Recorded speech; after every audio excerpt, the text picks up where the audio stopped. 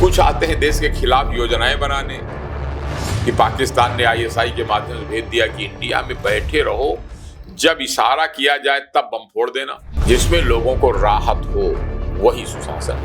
ये सचमुच हो जाए तो जनता को बहुत राहत मिलती है। हला जगह पर अस्पताल नहीं बना है, लोग परेशान हैं।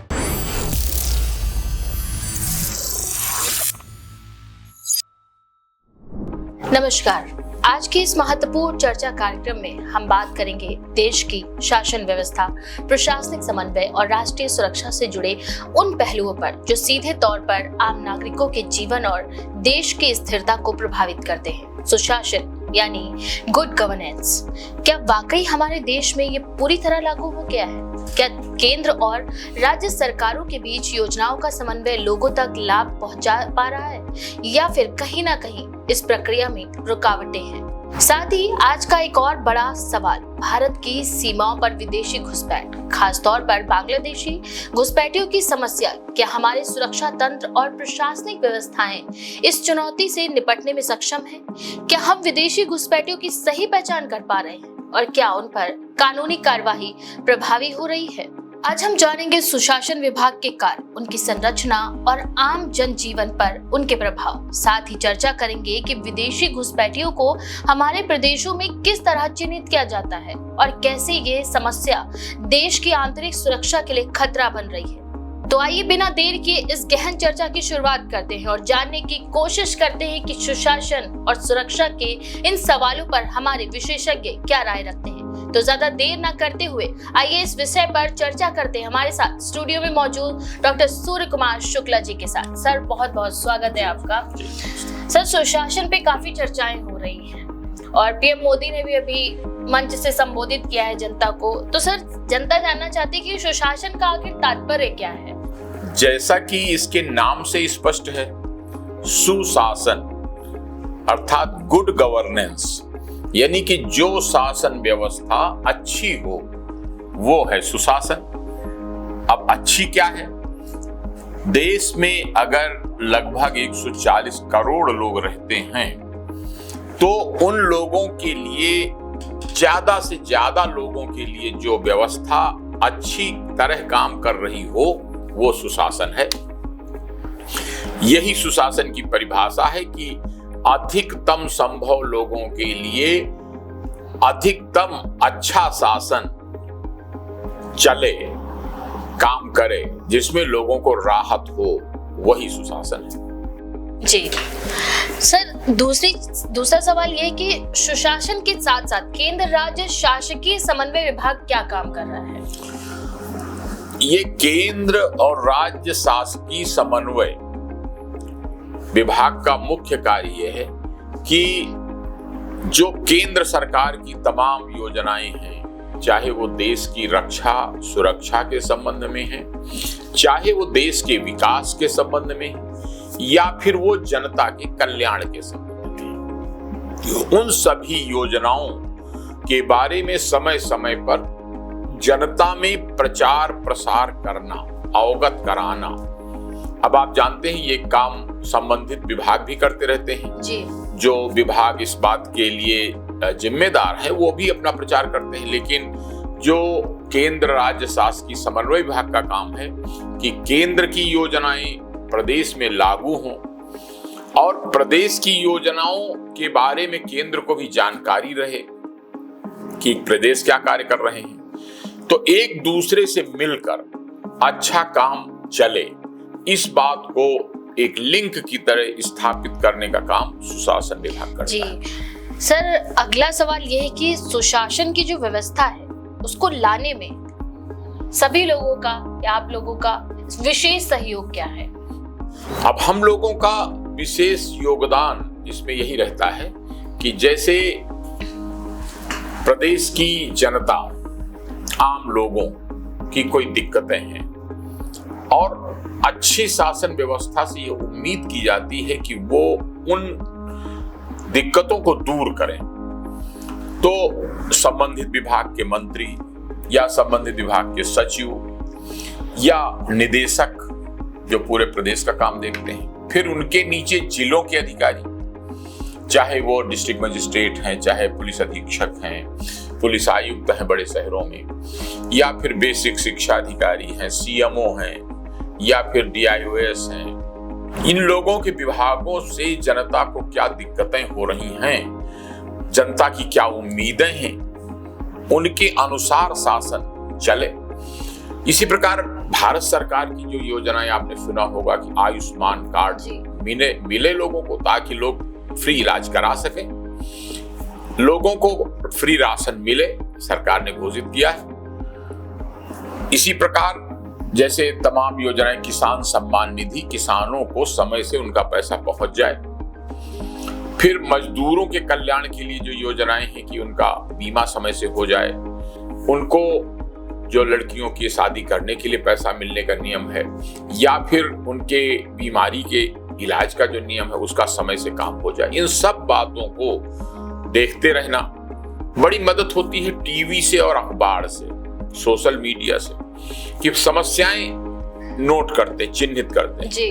फिर उनको उस विभाग के जिम्मेदार अधिकारियों से ध्यान दिलाकर पूरा कराने का काम सब एक साथ मिलकर, जैसा कि आपने कहा कि सारे विभाग मिलकर एकजुट होकर कार्य करते हैं, तो वही केंद्र और राज्य की विभिन्न योजनाओं में समन्वय बिठाने का कार्य कैसे किया जाता है?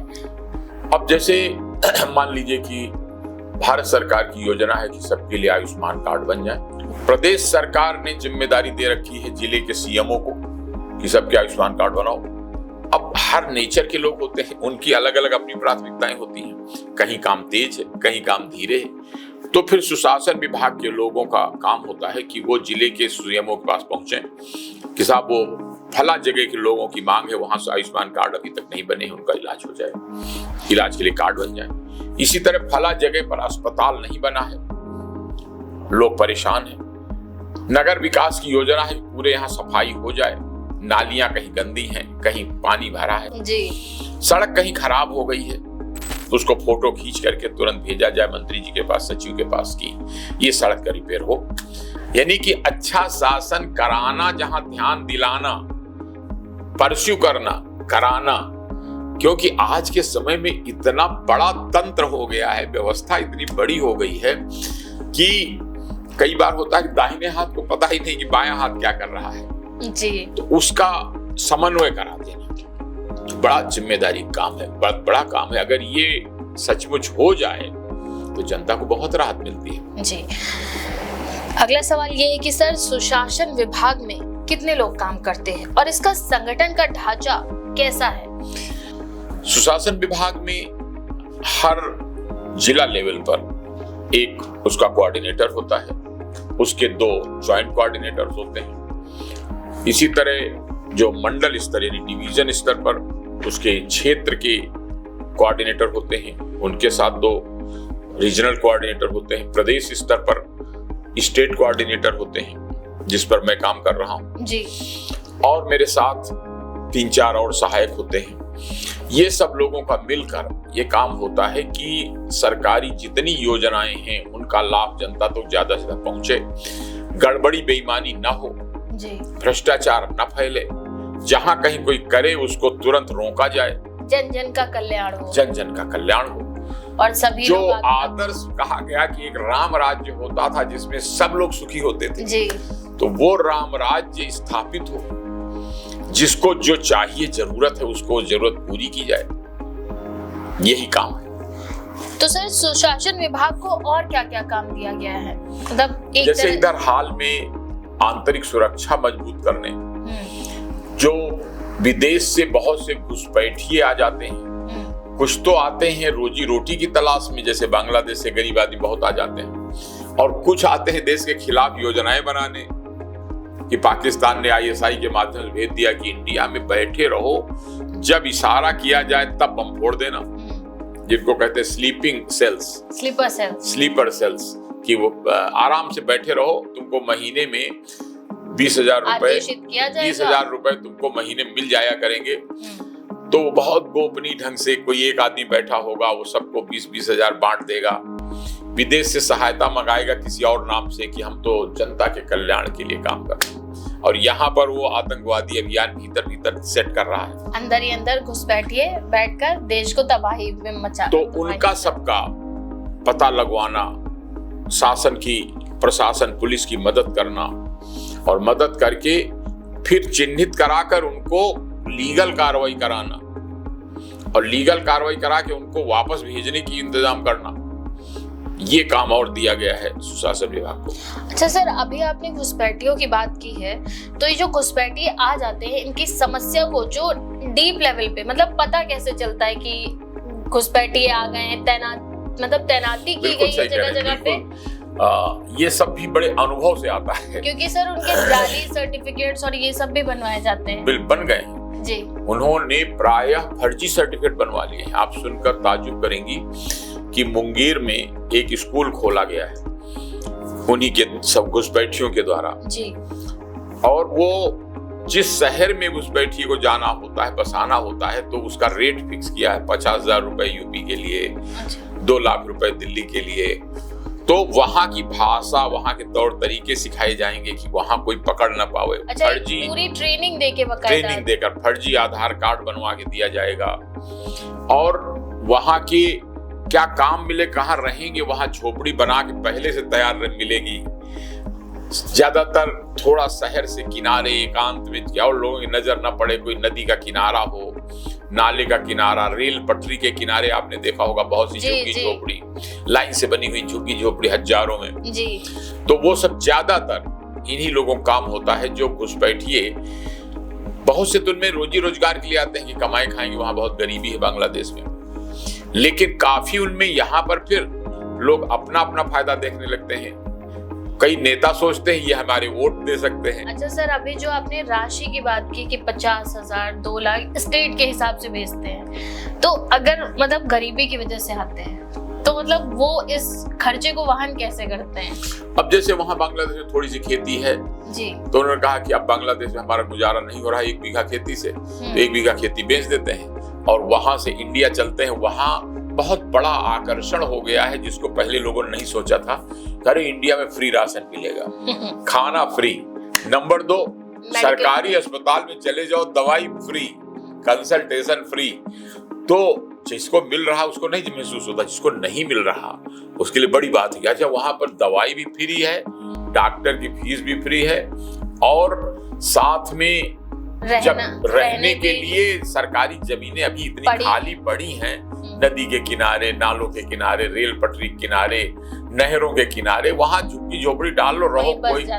और वहां फिर लोकल सभासद, पार्षद, ग्राम प्रधान आ जाते हैं कि हमको वोट देना तो हम तुम्हारा कार्ड बनवा देते हैं, हम तुम्हारा कल्याण करते हैं, तुम्हारा कल्याण करेंगे, तुमको हम फार्म भरवा देंगे, तुमको भी प्रधानमंत्री की किसान निधि मिलने लगेगी, तुमको भी आयुष्मान कार्ड बनवा देंगे, सारी योजनाओं का लाभ तुमको पहुंचवा देंगे। तो वो लाभ जैसे अपने देश के लोग, याद करिए, वो अमेरिका या कनाडा जाते हैं पंजाब से जी, चलो वहाँ डंकी रूट से भी चले जाएं जी। सुना ना डंकी रूट जी जी, कि वो चोरी छिपे। उसी तरह बांग्लादेश से हजारों, लाखों नहीं करोड़ों की संख्या में लोग आ गए हैं और करीब करीब हर बड़े बड़े शहर, जितना बड़ा शहर उतनी ज्यादा बड़ी आबादी। और अब वो नाम भी अपने बदल ले रहे हैं कि वहां पकड़ न जाए वहां से। यहाँ का नाम कोई लोकल पिंटू रख लिया, नाम पप्पू रख लिया, ऐसे नाम ट्रेंड होते ही हैं, तो वो नाम रख लेते हैं ताकि मिक्सअप हो जाए। फिर कोशिश करते हैं कोई लोकल शादी हो जाए, तो लोकल शादी हो जाए तो और एब्जॉर्ब हो जाए लोगों के। जैसे ग्रीन कार्ड मिल जाता है कि आप वहां गए, वहां से शादी कर लिया है तो अब उसको भी नागरिकता मिल गई जी। अच्छा सर, आपने कहा कि आते ये लोग यहाँ पे बस जाते, तो इनकी भाई ट्रेनिंग दे के भेजा जाता, तो पहचान की कैसे जाती है इनकी? ये तो बहुत सस्पेंस बन जाता होगा। बड़े अनुभव से हम लोगों को ये बातें पता लगी हैं। नंबर 1, आदतें छूटती नहीं हैं। अच्छा। जो बांग्लादेश से आते हैं तो प्रायः सबसे उनको पता नहीं कैसे ये परंपरा इनमें विकसित हुई गरीबी के कारण, शहर में कूड़ा पिनने का काम ऐसा होता है किसी से बोलना नहीं है, चुपचाप झोला ले लो और एक डंडी ले लो लोहे की और कूड़ा इकट्ठा करते जाओ। अच्छा, इस शहरों में प्लास्टिक इतना मिलता है जी, प्लास्टिक बोतलें हर फेंके जा रहे हैं लोग। फिर लोहा के सड़ा हुआ सामान, टूटा सामान फेंके जा रहे हैं। फिर कांच टूटता है तो कांच, प्लास्टिक, लोहा बिनने वाले इस समय 95% लोग बांग्लादेशी हैं। अच्छा, फिर आपने देखा होगा चौराहों पर वो बच्चा लेकर भीख मांगने वाली औरतें खड़ी होती हैं, वो 99% सब बांग्लादेशी होती हैं। जैसे मान लीजिए अगर कोई हुनरमंद हो और वो बांग्लादेशी हो, जैसे कोई हुनर हो कुछ भी, जैसे बनाने का, बर्तन बनाने का या साज सज्जा का सामान में, तो पहचान और करना मुश्किल हो जाता है। पहले जितने आते हैं तो शुरू में ये आदत उनको सूट नहीं करती, उनको सबसे आसान काम उसमें बात करना पड़ेगा। जो बर्तन बनाना या पंचर बनाना या कोई भी काम, इसमें बात नहीं करना है। कूड़ा पड़ा है, आपने उठा लिया तो कोई बोलेगा नहीं, हाँ ले जाओ ले जाओ। मतलब स्किल्ड नहीं होते, स्किल्ड भी नहीं होते। दूसरा, मिक्सअप नहीं करना चाहते। अपनी झोपड़ी से निकले, एरिया भर का कूड़ा बोरे में इकट्ठा कर लाए और उसको बेच दिया, बस हो गया तो हो गया। तो लोकल बात नहीं करना, कहीं कोई पकड़ न ले। जीविका भी चल रही है, जीविका चले, बैक ऑफ माइंड में डर बैठा रहता है, कहीं पकड़ न ले, कोई कह न दे। तो एक तरीका है उसका कि ये बता दो कि हम बांग्लादेश के नहीं, हम आसाम के हैं। अच्छा, ये बता दो हम तो फरक्का बंगाल व पश्चिम बंगाल के हैं। अच्छा, क्योंकि बोली मिलती जुलती है। यदि वहां के लोग तुरंत पकड़ लेते हैं, लेकिन यहाँ के लोग बांग्ला में और बांग्लादेशी में अंतर नहीं कर पाते। तो आम आदमी के लिए वो बांग्ला और बांग्लादेशी और एक ही है सब। तो लेकिन हम लोग अब जान गए हैं उनके रंग ढंग से कि यहाँ की तुलना में वो मैक्सिमम या तो बताएंगे कि हम आसाम से हैं, तो वहाँ बरपेटा और नलबारी 2 जिले हैं। अच्छा, जहाँ से भारी संख्या में बांग्लादेशी आए, वहां कहीं से कार्ड बनवाया 50 रुपए देके, 100 रुपए देके किसी जन सेवा केंद्र से जी, और उस कार्ड को लेके कहने लगे अब हम आसामी हो गए। आसाम के बाद फिर अब हम नौकरी करने आए। आसानी से बन जाता है, आसानी से बन जाता है। सरकार ने सोचा था कि पब्लिक को दिक्कत ना हो, कहीं से भी बनवा लो। अब ये सोचा नहीं था कि इतने सारे लोग अगर आ जाएंगे इस लालच में कि हमको फ्री राशन, फ्री दवाई मिलेगी, चलो इंडिया। तो सर, जैसा कि आपने कहा कि आसानी से बन जाता है पहचान पत्र वगैरह, तो इनकी पहचान मतलब विदेशी घुसपैठियों पर जब पहचान हो जाती है तो इनकी कानूनी कार्यवाही की जो प्रक्रिया है वो किस तरह से की जाती है? अभी तक कानून बहुत कड़ा नहीं था। अब इस साल इसी 10 मार्च को भारत सरकार ने नया विदेशी आव्रजन एवं विदेशी अधिनियम जी। एक नया कानून बनाया है, और उसमें उन लोगों पर भी सजा का प्राविधान रखा है जो इनको लाते हैं। और लाने का काम कौन करा रहा था? अभी तक अनुभव से देखने में आया सबसे ज्यादा जो कबाड़ी थे वो इनको सबसे ज्यादा लाते थे, क्योंकि सस्ते मजदूर हैं। 300 रुपए रोज में कबाड़ इकट्ठा करते हैं और कबाड़ी को बेच देते हैं। सर, रूमर्स था कि पॉलिटिकल पार्टीज भी बुलाती हैं इनको, और पॉलिटिकल पार्टीज बाद में उपयोग करती। पहले कबाड़ी व्यवसाय के लिए लाता है, वो मजदूरी करने आते हैं। यहाँ का मजदूर 500 रुपए लेता है, यूपी का मजदूर एक दिन का वो 300 साढ़े 300 में काम करने को तैयार है। तो हर कंपनी, यहाँ तक कि नगर निगम से जो कंपनी सफाई का ठेका लेती है, वो सस्ते मजदूर सारे बांग्लादेशियों को रख लेती है। क्यों? वो सस्ते मजदूर हैं। अब बाद में यहाँ आकर अलग अलग फायदा लेने की कोशिश कि वो कोई मौलाना साहब मिलते हैं तो कहते हैं कि तुम नमाज पढ़ने आया करो तो हम तुम्हारी मदद करेंगे। वो उधर नेताजी आए तो उन्होंने कहा कि तुम हमको वोट देना तो हम तुम्हारी मदद करेंगे। फिर तीसरा वो कबाड़ी आया, कहने लगे तुम्हारा सामान हम खरीदा करेंगे, तुम हमारे गुट में रहो। यानी अपना अपना प्रभाव क्षेत्र बढ़ाते हैं। और ये सीधे साधे लोग बाहर से आते हैं, गरीब लोग हैं, लेकिन उनको बरगला कर घुमा कर अंत में तमाम देश विरोधी कामों के लिए भी तैयार कर लेते हैं। लोग जो क्रिमिनल हैं वो उनको कहते हैं हमारे ग्रुप में शामिल हो जाओ। तो अभी कुछ दिन पहले चिन्हट में डकैती, रेप, मर्डर की घटना हुई। 4-5 पकड़े गए, बाकी बांग्लादेश भाग गए, आज भी फरार हैं। अभी इसी दिवाली को शुभम ज्वेलर्स इंदिरा नगर में मुंशी पुलिया पे डकैती पड़ी और वो सब भाग गए, लेकिन वो उधर नहीं गए, वो आसाम में ही थे। तो यहाँ की पुलिस जाके पकड़ के ले आई, सब सामान बरामद हो गया। मतलब क्राइम में भी अब ये लोग आने लगे हैं, क्योंकि देखिए गरीब आदमी है, उनमें कुछ ज्यादा मुसलमान हैं, ज्यादा हिम्मती हैं, तो वो दिन में घूमते हैं, देख लेते हैं कहाँ ताला बंद है, रात में आगे ताला तोड़ के सामान उठा ले गए। मतलब पहले रेकी कर लेते हैं, फिर उसके बाद लूटते हैं। तो सर, अभी तक मतलब किन किन जगहों पर इनको सबसे ज्यादा चिन्हित किया गया है?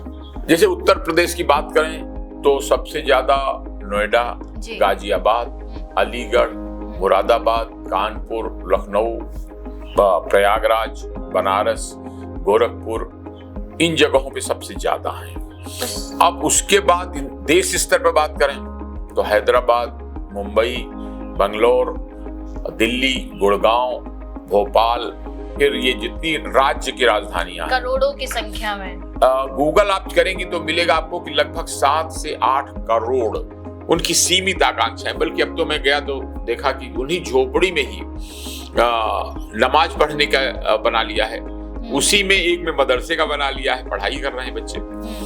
तो कुल मिलाकर के एक बड़ा आकर्षण, चाचू तुम भी आ जाओ बहुत अच्छा है, मामू तुम भी आ जाओ अच्छा है।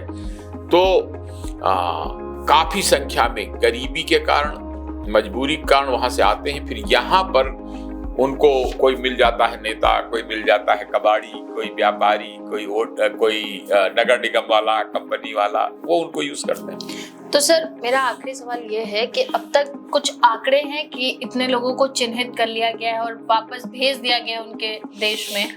अभी तक हम लोग ये कर रहे हैं, नियम तो ये बन गया है कि बिना वीसा पासपोर्ट के बांग्लादेश से या किसी दूसरे देश से जो कोई आएगा उसको 7 साल तक की सजा न्यायालय में पेश करके FIR लिखा जाएगा, 7 साल तक की सजा होगी। लेकिन प्रैक्टिकल बात यह है कि इतनी ज्यादा संख्या है कि अगर सचमुच गिरफ्तारी करने लगे तो सारी जेलें भर जाएंगी। अच्छा। तो अभी जो अप्रोच है कि हम लोग कोशिश कर रहे हैं कि उनको कह के कि भाई जो संदिग्ध लोग हैं ये वापस चले जाएं, पोलाइटली कह के कि अगर वो उनके पास, आसाम में एक NRC हुई थी, NRC का मतलब था चेक किया गया कौन आसामी है और कौन नहीं है। तो वो कागज जब चेक होने लगे तो आसाम से बहुत लोग भाग आए। तो जितने के पास आसामी है परंतु NRC नहीं है, नेशनल रजिस्टर ऑफ सिटीजन्स, तो उनको कह दिया जाता है कि now you please go back.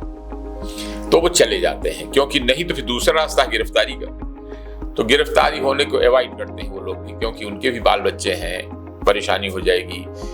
छोटे सीधे तरीके से आप अपने देश लौट जाओ। तो लौट जा रहे हैं कई, जब देखते हैं यहाँ भी चेकिंग हो रही है, तलाशी हो रही है, तो फिर चले जाते हैं। मैं यही कहूंगा कि जितने लोग ये कार्यक्रम देख रहे हैं, अगर आपके क्षेत्र में भी कोई इस प्रकार के अवैध लोग आकर रह रहे हैं, क्योंकि उसमें दिक्कत यह है कि बहुत से लोग इन्हीं में जेब काटने का काम करने लगे हैं, बहुत से लोग इसी में पर्स छीनने का, मोबाइल फोन छीनने का काम करने लगे हैं। यानी कि जैसे अमेरिका ने कहा कि जो हमारे यहाँ बहुत से घुसपैठी आ गए हैं भाई, हम उनको वापस भेजेंगे, हमको ऐसी फोर्स नहीं चाहिए जो सबसे गरीब, सबसे निकृष्ट लोग। तो सरकार कहाँ तक घर बनाएगी इनके लिए, कहाँ तक नए साधन पैदा करेगी? कोई जितना सरकार गरीबी हटाने की कोशिश करेगी उतना पड़ोसी देशों के गरीब लोग आ जाएंगे। तो इसलिए जहां कहीं पता लगे आप स्थानीय पुलिस को सूचना कर दीजिए, प्रशासन को खबर कर दीजिए कि भाई इनको चेक कर लो कौन लोग हैं, कहां से आए हैं, क्योंकि वो दूर से देखने में आते हैं, उनकी बोली अलग है, चाहे जितना वो कोशिश करें हिंदी बोलने की, लोकल भाषा बोलने की, लेकिन वो फर्क दिख जाता है। तो इसके साथ बहुत बहुत धन्यवाद आप लोगों को कि देश की सुरक्षा, आंतरिक सुरक्षा में सहयोग करिए। और इन लोगों को क्योंकि इन्हीं में से कुछ लोग तैयार हो जाते हैं देश विरोधी कामों को, उनको यहाँ से लगाव तो है नहीं, वो बाहर से आए हैं तो उनको देश नाम के भारत से कोई लगाव तो होता नहीं है। तो ऐसे लोगों को चिन्हित कराने में मदद करिए। बहुत बहुत धन्यवाद। जय हिंद। सर के संदेश को जन जन तक पहुंचाएं और अपने नजदीकी पुलिस विभाग को जरूर, पुलिस प्रशासन को जरूर सशक्त करें इस बारे में। बहुत बहुत धन्यवाद आपका।